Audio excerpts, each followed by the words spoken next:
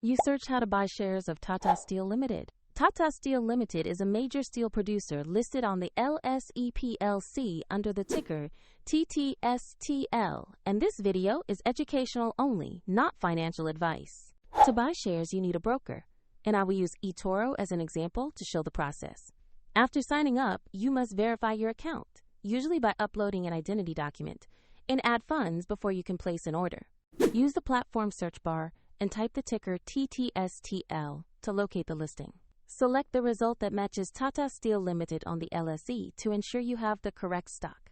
On the asset page, review the basic company description and the price chart to see recent market activity.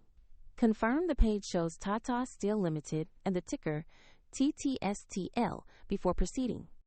Click Invest or Buy, enter the amount you want to purchase, and carefully review the order details before confirming. If the market is closed, the order may be submitted as pending, and if you lack sufficient funds, the platform will prompt you to add money before confirming. After execution, your position will appear in your portfolio where you can monitor it. For convenience, the link to eToro is available in the description below.